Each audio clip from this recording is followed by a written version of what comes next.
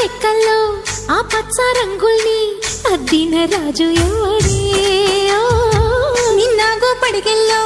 ఆ విష్ణు పాదాలు దిద్దిన మాయా దేవుడే